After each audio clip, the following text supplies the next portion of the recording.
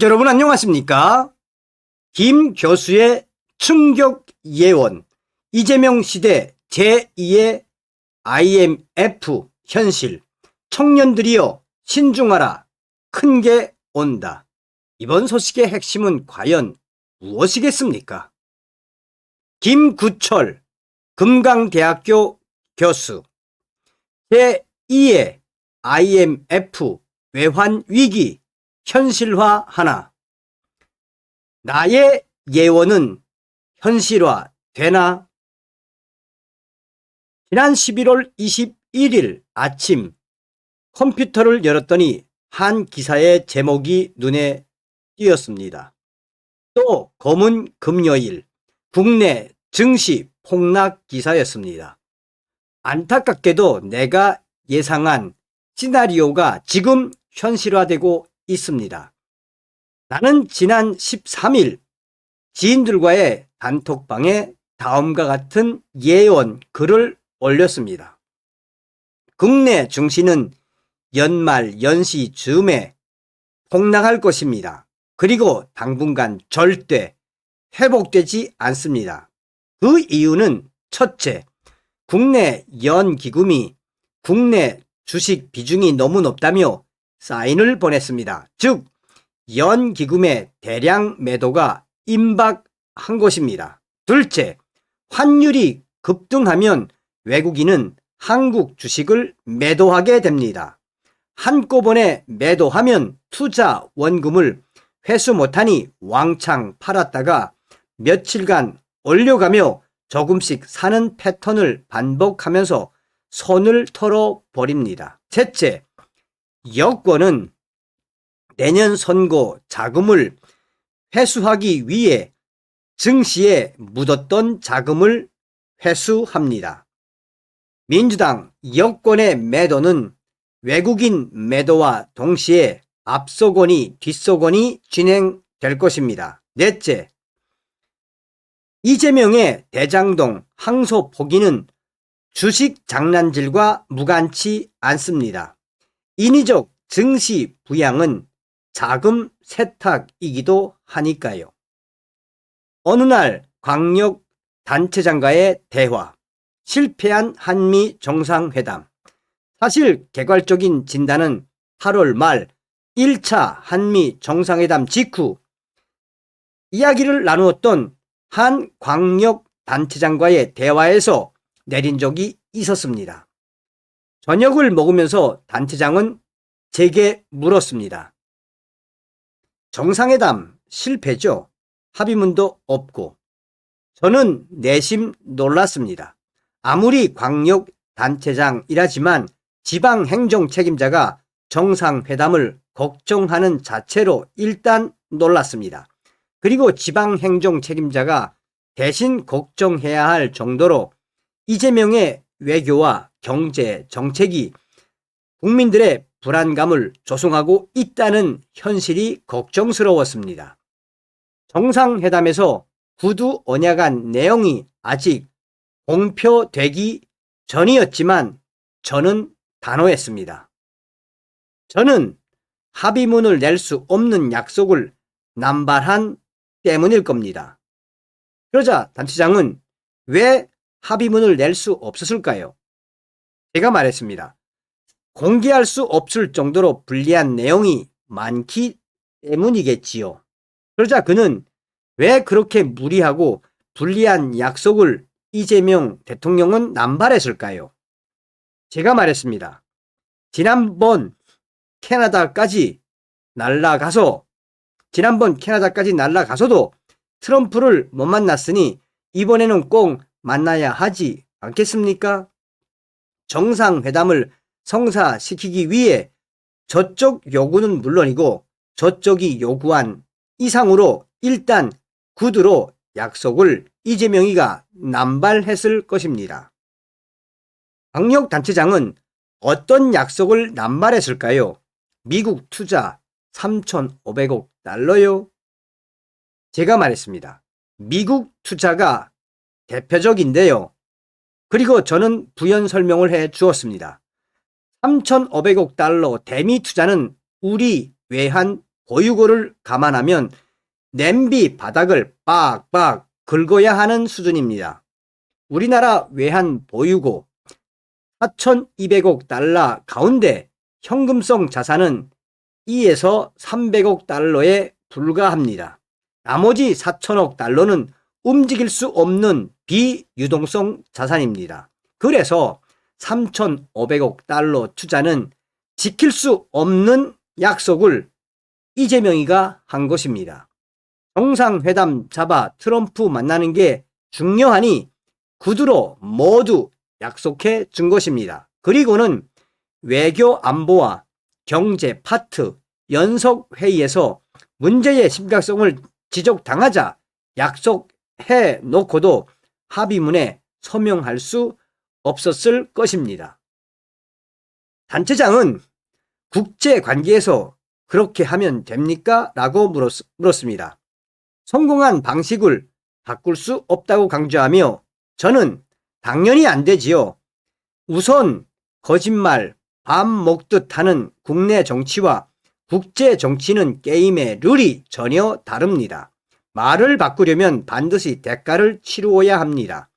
그리고 이재명, 그는 몸에 밴 성남시 경기도에서의 습관이 쉽게 바뀌겠습니까?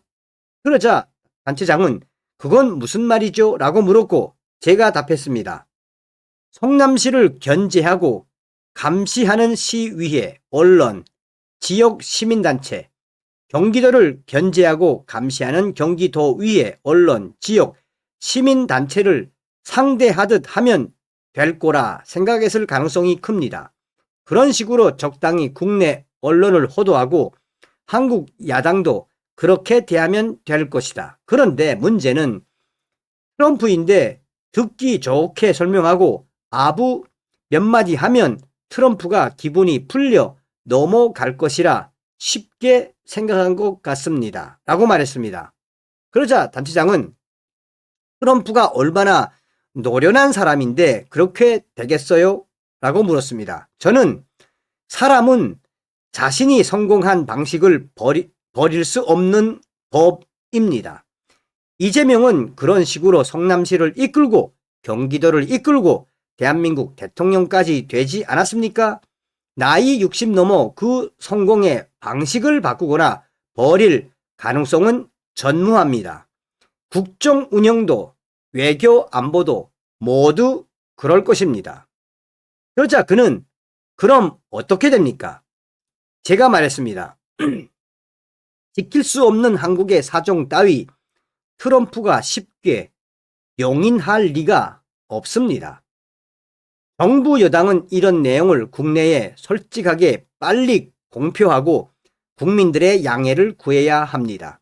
시간을 끌면 훨씬 더 불리한 협상을 해야 하고 결과적으로 진짜 심각한 위기 상황, 즉 큰 것이 올 것입니다. 바로 제2의 IMF 외환 위기의 가능성이 있습니다.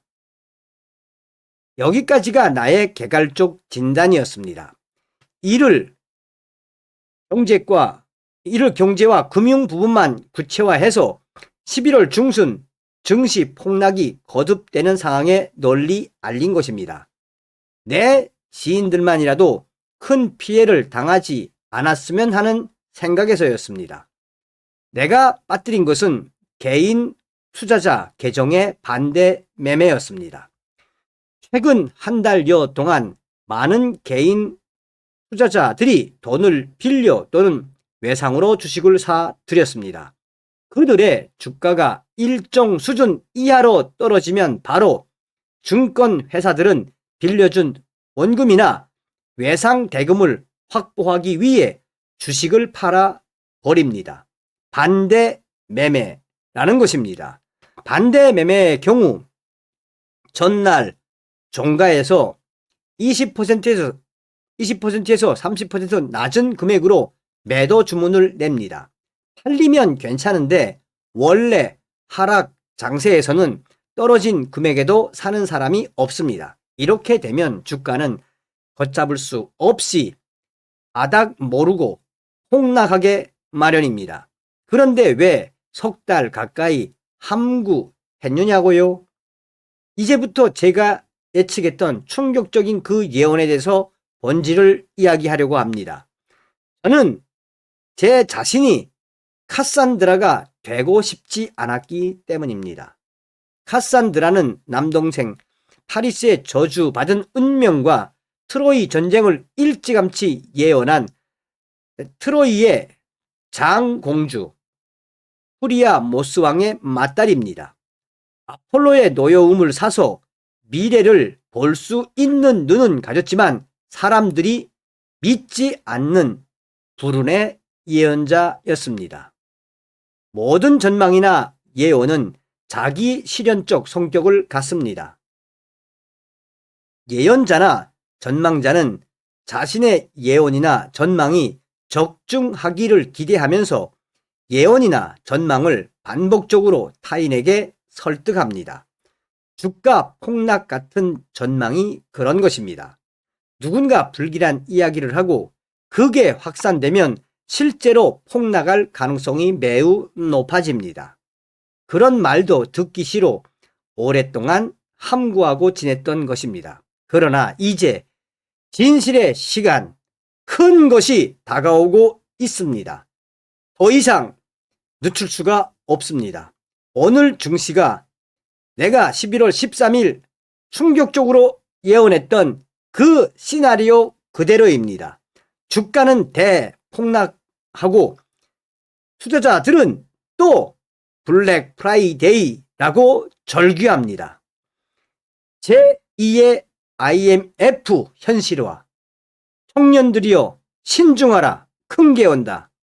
11월 21일 개장 직후인 오전 9시 5분 코스피는 전일 종가에서 163.98포인트 하락했습니다.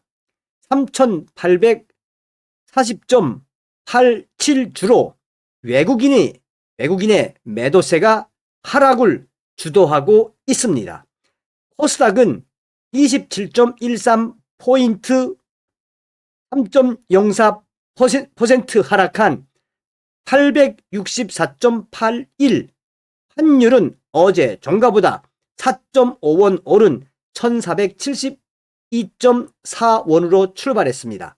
주가는 내리고 환율은 오르고 전형적인 패턴입니다. 때마침 분석가들에게는 변명거리가 생겼습니다. 한밤 뉴욕 증시에서 인디비아가 3% 하락했기 때문입니다. 그런데 엔디비아는 3%가량 하락했는데 왜 SK 하이닉스는 3배 가까운 8.7%나 하락했을까요? 삼성전자는 왜 2배에 가까운 5.7%나 하락했을까요? HD 현대중공업 마이너스 2.57, 두산 에빌리티 마이너스 4.76%는 무슨 직접적 관계가 있을까요? 핑계에 불과합니다. AI 미국 시장 운운에 달콤한 말에 속아 더 쥐고 있다가는 쪽박을 찰 수밖에 없습니다. 11월 19일에도 코스피 200 지수는 장중 3.5%가량 폭락했습니다. 지난 1997년 11월 IMF 외환 위기를 앞둔 1997년 11월 코스피 지수는 2주 만에 20% 이상 급락했습니다. 저리 돌림 당하지 않으려면 지금이라도 팔아야 합니다. 1876년 조선이 일본과 강화도 수호 조규를 맺고 회국 정책을 포기하고 개항한 그해, 일본 홋카이도의 삿포로에서는 한 서양인 교육자가 젊은이들에게 큰 교훈을 남겼습니다. 그의 이름은 윌리엄 스미스 클라크. 그의 명언은 지금도 인구에 회자되고 있습니다. 청년들이여 야망을 가져라. 그러나 저는 현 시점에서 대한민국의 청년들에게 호소합니다. 청년들이여 신중하라. 큰 게 온다. 금강대학교 김구철 연구교수. 여러분들도 저의 이 방송을 주변에 2030 주식하는 친구들 있으면 좀 많이 좀 유포해서 많이 보게 하십시오. 다음 시간에 뵙겠습니다. 멸공.